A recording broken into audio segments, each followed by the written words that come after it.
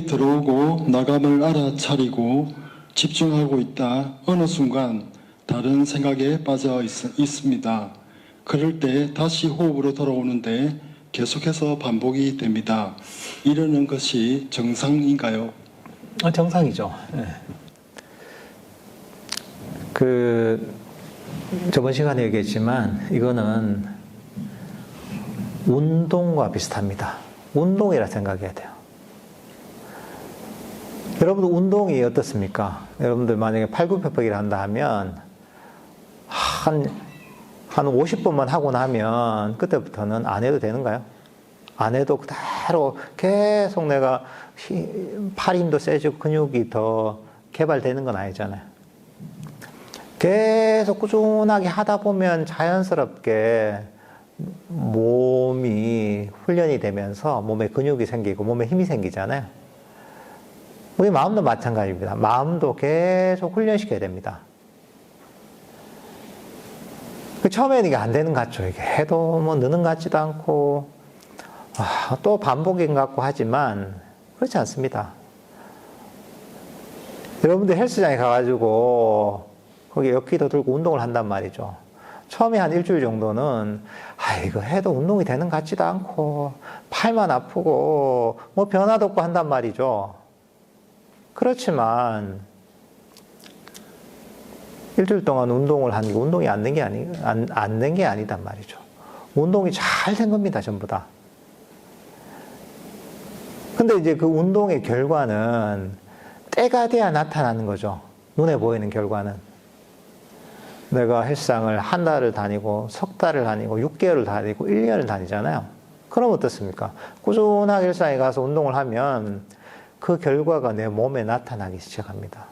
눈에 보이기 시작합니다. 그죠? 우리 마음도 똑같습니다. 처음에 눈에 안 보이죠? 근데 우리는 보면 운동을 할 때는 사람들이 인내심이 좀 있습니다. 그 이유가 뭐냐 하면 몸의 이치를 아는 거예요.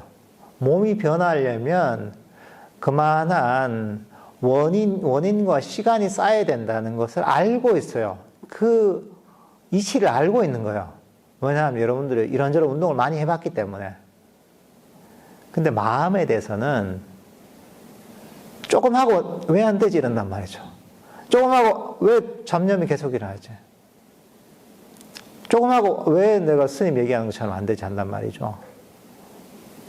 그건 뭐냐 하면 마음에 대해서는 이 인과의 원리를 제대로 이해를 못하는 겁니다. 마음에 대해서는 빨리 요구하는 겁니다. 헬스장 일주일 다니고 나서 그 다음 내 몸을 보니까 저 팜플렛에서 막 있는 그 모델 몸처럼 내가 안 변했단 말이죠. 그래서 헬스장 사장한테 항의하는 거죠. 왜 나는 운동을 했는데 나 왜 이렇게 몸이 안 변하냐고. 말이 안 되는 얘기잖아요. 근데 우리가 명상을 할 때는 많은 사람들이 그런 태도를 갖고 있습니다. 좀 하고 나서 왜 안 변하지? 즉각적으로 변해야 되는데. 우리 마음도 몸하고 비슷합니다. 변화가 생기려면 반복적인 훈련이 필요합니다. 그 훈련이 쌓여서 변화가 생기는 겁니다. 그리고 그 변화는 확실하게 생깁니다. 인과법인 거예요, 이거는.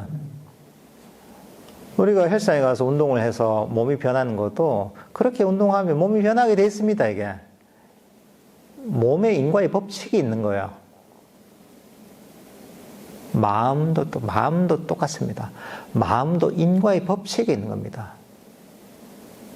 부처님께서 가르치신 게 그겁니다. 마음을 이렇게 내가 시키는 대로 훈련을 시키다 보면, 그러다 보면 삼매도 개발되고 치혜도 개발되고 괴로움에서 점점 벗어나서 진정으로 평화롭고 행복한 그런 상태에 이를 것이다 하는 그런 법칙을 가르쳐 주신 겁니다. 우리는 그 법칙대로 그대로 실천을 하면 되는 겁니다. 근데 이것도 시간이 걸린다는 거죠. 세상에 여러분들 살아보니까 어떻습니까? 그냥 되는 건 하나도 없습니다. 다 원인이 쌓여야지 됩니다. 지금 이제 고3 수험생들 보면 수학 능력 시험 쳤잖아요. 그죠? 그래서 나름대로 이제 대학 지원을 하고 발표가 났나야지. 발표가 정시는 건 안 났죠. 그죠? 근데 어쨌든 간에 시험을 치는데 자기가 원하는 대학에 좋은 성적으로 가려면 어떻습니까? 공부를 해야지 가죠. 원인이 쌓여야지 가죠. 일주일만 공부하고 나는 내가 원하는 대학에 갈 거야. 세상에 그런 게 어디 있습니까? 좋은 시험에서 좋은 성적이 나올 만한 적절한 원인을 심어야 되는 겁니다. 그 원인이 쌓여서 나중에 시험 성적이랑 결과가 나오는 거예요. 우리 마음도 똑같은 겁니다. 근데 부처님께서는 정확하게 어떤 원인을 심어야지 우리가 진정으로 괴로움에서 벗어나는지를 가르쳐 주신 거죠. 근데 우리는 그걸 계속 쌓기만 하면 되는 겁니다. 그러면 지금 당장은 눈에 보이지 않더라도 결국은 그 원인이 쌓이면 결과가 나오게 되어 있습니다. 그 이치를 알고 믿어야 돼요. 근데 그게 아니라 우리는 중도에 처음에 좀 하다가 안 되면 왜 이러지? 잘 돼야 되는데 이거 말고 난 좋은 걸 원해. 지금 이건 싫어. 이런단 말이죠. 근데 그건 뭐냐면 수행을 하다가 내가 수행을 통해서 심은 좋은 원인들을 까먹고 있는 거야. 얘기했잖아요. 수행의 장애가 뭡니까? 욕망과 불만족이라고 했죠. 탐진치가 수행의 장애입니다. 이게 우리를 괴롭게 만드는 원인입니다. 그러니까 수행을 실컷 해놓고 그 다음에 이것밖에 안 돼. 더 잘 돼야지. 이런 마음을 일으킨단 말이에요. 그건 뭐냐면 이거는 자기가 수행한 걸 깎아먹는 거예요. 이게. 열심히 일을 해가지고 돈을 한 100만 원 정도 벌고 나서 한 80만 원 정도를 도박에다 날려버린 거 똑같은 거야. 그 우리는 까먹지만 않으면 됩니다. 그럼 계속 쌓입니다. 그 원년의 결과였어요. 해보세요. 안 까먹으면 됩니다. 안 까먹으면 뇌가 변화한다는 걸 충분히 느낄 수가 있습니다. 안 까먹는다는 게 그겁니다. 명상을 하다가 잡념이 막 일어나잖아요.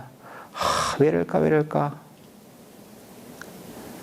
이게 아니라, 일어나는 건 당연하지. 그래. 잡념을 버리고 명상을 하지. 아니면 잡념이라도, 그래, 괜찮아. 당연하지, 일어나는 게.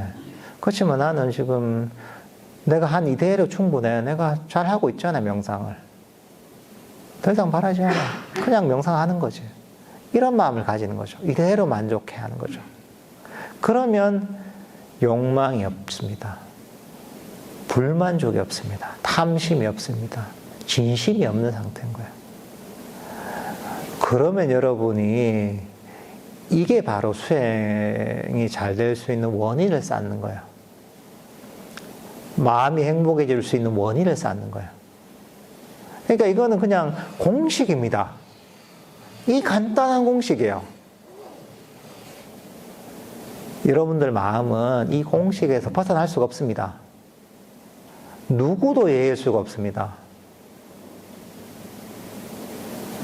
그러니까 여러분들은 명상이 내가 잘 되려면 이 공식대로 하는 수밖에 없습니다. 마음이 진정으로 평화롭고 행복해지려면 이 공식대로 하는 수밖에 없습니다. 잡념이라 할 때 문제라고 여기면 안 됩니다. 문제가 아니라 당연하지. 결과인데 이거는. 아무 문제도 아닙니다. 잡념이라도 잘 되고 있는 겁니다. 잘 되고 있네 이러고 아, 그래. 명상을 하면 되지. 그래, 내가 잡념이 내가 명상 주제를 내가 잊어버렸다는 거 알려주는구나. 이렇게 생각하는 거죠. 그래, 하는 거죠. 그리고 자꾸 더 하는 마음이 생길 때마다, 아유, 나 아무것도 원하지 않아. 수행자는 아무리 낮은 곳에서도 만족할 줄 알고, 수행자는 아무리 하찮은 것에서도 감사할 줄 아는 게 수행자지 하면서 이런 어떤 만족하는 수행자로서 훈련을 하는 거죠.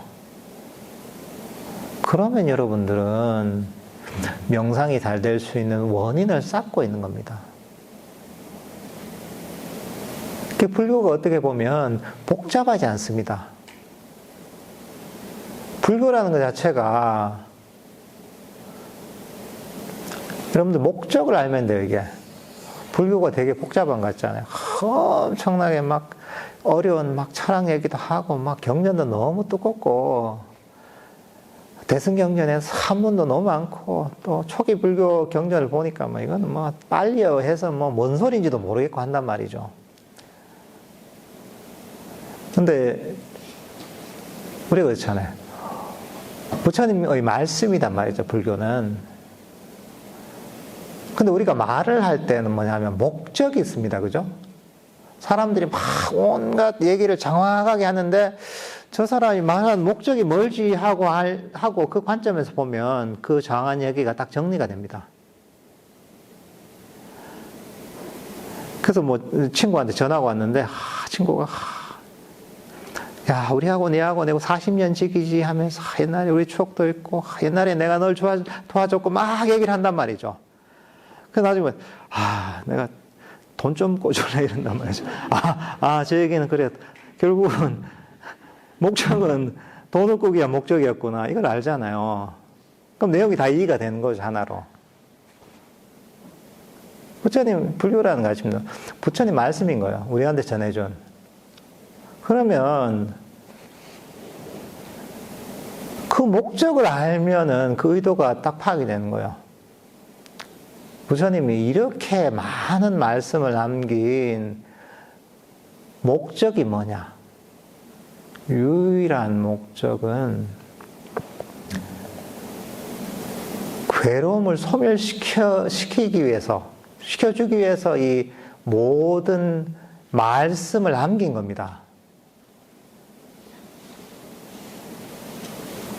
딴 게 없습니다. 근데 괴로움의 원인은 뭐냐? 탐진치가 괴로움의 원인이다. 가래가 괴로움의 원인이다. 이게 사성제에서 얘기하는 겁니다. 원함이 괴로움의 원인이다. 원함과 불만족이 괴로움의 원인이다. 다 같은 얘기입니다. 번뇌가 괴로움의 원인이다. 이게 원함이 괴로움의 원인이다라는 얘기와 같은 얘기예요. 그러면 뭐냐면 이 모든 가르침들, 호흡명상이 됐든 자해명상이 됐든 어떤 지혜의 가르침이 됐든 윗바사나가 됐든 이것들은 괴로움의 원인을 버려서 괴로움에서 벗어나도록 하기 위해서 이 모든 수행법들, 가르침들이 존재하는 겁니다. 그러면 우리가 포커스를 맞춰야 될 명상하면서 이 방향이 정확해지는 거죠. 언제든지 간에 우리는 어떤 수행을 하든지 간에 탐진치를 버리는 초점을 맞춰야 됩니다. 원함과, 이걸 요약하면서 원함과 불만족을 버리는데 포커스를 맞춰야 됩니다. 이 순간에 원함을 버리려고 노력해야 됩니다. 이 순간에 불만족을 버리려고 노력해야 됩니다. 이 순간에 더더하는 끊임없이 원하는 마음을 버리려고 노력해야 됩니다. 그러면 여러분들 제대로 불교 공부를 하고 있는 겁니다. 제대로 명상을 하고 있는 겁니다. 이게 기준입니다. 그리고 모든 명상법들도 이것을 위해 존재하는 겁니다.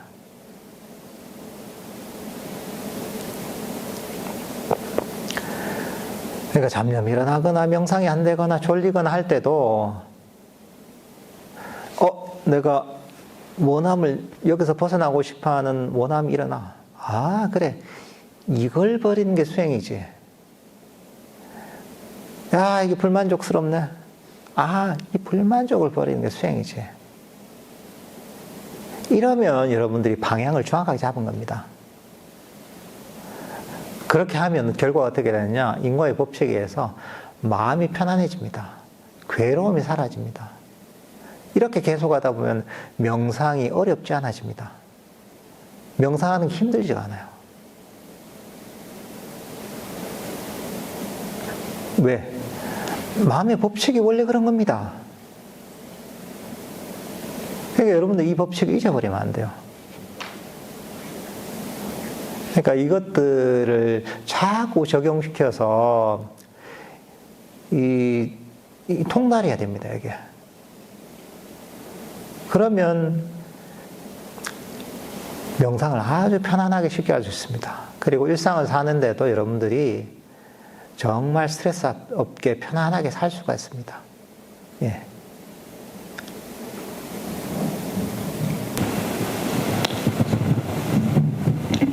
자선 중 호흡이 미세해지다가 마치 산 너머 밝은 원이 나타났고 마음이 그곳으로 다가가니 원은 밝은 공간으로 점점 커져갔고 아마도 그곳으로 빨려 들어갈 것도 같았습니다.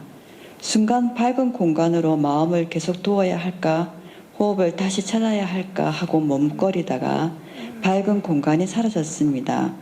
머뭇거릴 시점에 어떻게 했어야 했나요? 그러니까 우리가 아까도 얘기했죠. 명상을 하다 보면 계속 변합니다. 그냥 처음에 우리가 얘기했잖아요. 호흡. 이 단순한 호흡 명상, 단순한 호흡이잖아요. 가만히 들어왔구나, 나왔구나. 여러분들 다 쉽게 하시죠, 그죠? 대답 좀 하세요. 이게 근데 좋은 겁니다. 이게 침묵하는 게 이제 좀 습관이 된 겁니다. 훈련이 좀 된 거예요. 근데 전환도 잘 할 줄 알아야 됩니다. 우리가 이제 침묵할 때 침묵하고 대답할 때 대답하고. 그러니까 이 단순한 이 쉽죠, 그죠? 가만히 눈 뜨고 해야 됩니다. 들숨.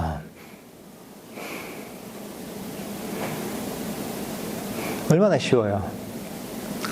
근데 이렇게 시작하는 겁니다. 근데 이게 계속 변해요. 호흡을 알다 보면, 이걸 알다 보면 점점 이게 그대로 머물러 있는 게 아닙니다. 처음에 그냥 아주 일상적인 평범한 호흡이, 점점 이게, 이 가공이 돼요. 나무를 가공하는 거 비슷합니다. 나무 잘 나오면 어떻습니까? 통나무죠, 그죠? 제재소에서 그걸 자릅니다. 큰 이제 기계 가지고 톱이 있는데, 그러면 그거 거칠어요. 그걸 또 이제 목수가 나무를 사가지고 그것들 또 재단을 하죠. 재단을 해서 또 그것들 대패질을 밉니다, 이게. 더 매끈하게. 그 다음에 이제 또 그것들을 보면 더 이제 아주 미세한 대패로 밉니다. 그 나중에는 뭐냐 하면 가구를 만들고 사포로 되게 밀어요. 사포를 밀어서 매끈하게 만들어요. 그 사포도 보면 그게 무슨 20방, 100방, 120방, 240방 이런 게 있거든요. 이 올라갈수록 이게 더 미세한 거예요, 이게. 그러면 사포들도 갈아가면서 더 미세한 사포를 가지고 계속 밀어요. 그러다 보면 아주 매끈한 목재가 돼요. 우리 마음도 그렇게 변합니다, 사실 이게. 명상하다 보면 계속 변해가요. 그 나중에는 아주 그 호흡 자체가 아주 즐겁게 변해요. 행복하게 변해요. 아주 아름답게 변해요, 이게. 그러니까 거기에 그냥 홀릴 정도로 그냥 아름답게 변하는 거예요, 이게. 근데 그렇게 되면서 나중에는, 이 마음이 점점, 고요하게 멈추고 마음이 밝아지고 강력해집니다. 그러다 보면 나중에는 어느 순간에 호흡이 사라지고 어떤 빛이 나타나기도 하고 때로는 호흡과 함께 마음속에 빛 같은 게 생겨요, 이게. 어떻게 보면 이게, 정적 에너지가 반영된 거라고 할 수 있어요. 내 마음이 깨어나고 강력해지기 때문에 그게, 내면에서 빛의 형태로 보통 나타나요. 내 마음이 그만큼 밝아진 거죠. 그러다 보면 이제 이걸 흔히 니미따라고 하는데, 우리의 어떤 마음의 표상이라고 하는 거죠. 순수한 마음의 표상인데, 이런 게 나타나기도 합니다. 그 정도까지 아니더라도 어쨌든 간에 그 전에라도 마음의 어떤 빛 같은 게 나타나기도 해요. 그러면 이제 이 빛이 되게 이것도 즐겁고 아름답거든요. 명상이 발전하면 발전할수록 더욱더 아름다운, 더욱더 행복한 그런 빛이 나타나요, 이게. 그러다 보면 이제 때로는 당황을 하죠. 평소에 경험하지 못하는 정신세계잖아요. 내가 보지 못한 빛을 보고, 보지 못한 경험하지 못한 즐거움을 느끼다 보면, 이거 어떻게 해야 되나, 당황을 할 때가 있어요. 근데 어떻게 해야 되느냐? 그때는 이렇게 해야 되나, 저렇게 해야 되나 생각 안 해야 됩니다. 제일 좋은 건 뭐냐면, 그냥 이대로 만족하는 겁니다. 빛이 나타나든, 호흡이 생기든, 그래, 나는 처음처럼 지금 이대로 만족한다. 이렇게 하면 어떻게 되냐면, 마음이 이 자리에 멈추는 거예요. 근데, 그때, 이렇게 해야 되나, 저렇게 해야 되나, 빛을 봐야 되나, 호흡을 봐야 되나, 이렇게 하다 보면, 마음이, 고요해졌던 마음이 요동치기 시작하는 거예요. 그냥, 이대로 만족하고 그대로 있는 겁니다. 만족하면 마음이 멈춥니다. 예를 들면 그런 겁니다. 우리가 이 거울을 보잖아요. 거울을 보면 내 모습이 보인단 말이죠. 내가 이렇게 움직이잖아요. 그러면 거울 속에 내 모습도 움직입니다.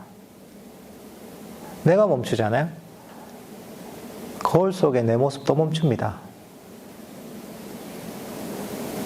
특히나 명상을 해서 마음이 되게 고요해지고, 그리고 되게 행복해지고, 때로 니미타도 나타나고, 이런 상태가 됐을 때는 마음이 굉장히 섬세합니다. 조금만 내가 움직여도 확 그 상태가 깨져요. 그럴 때는 만족하고서 그대로 있는 겁니다. 그러면 내 마음이 멈추잖아요. 내 마음이 멈추면 이 멈춤에 의해서 마음은 더욱더 강력해집니다. 정신적 에너지는 멈춤에 의해서 강력해진다고 했잖아요. 이때 이걸 제대로 실감할 수가 있습니다. 만족하면서 그대로 멈추면, 그럼 정적 에너지가 더 모입니다. 그러면 마음에선 더 큰 행복이 생깁니다. 빛이 보인다면 그 빛도 훨씬 더 아름답고 더욱더 행복하게 바뀝니다. 그것도 더 행복하고 더 평화로운 상태에서도 여기서도 만족하고 그대로 있잖아요. 잡아야지 이러지 않고, 두려워하지 않고 이대로 있으면 더욱더 강력해집니다. 일종의 이제 그게 얼음쟁 놀이가 비슷한 겁니다. 얼음하고 그대로 있는 겁니다. 얼음 하면 술래가 못 잡잖아요. 그거 비슷한 거예요.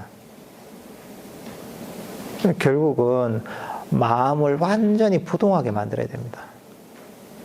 만족하는 거죠.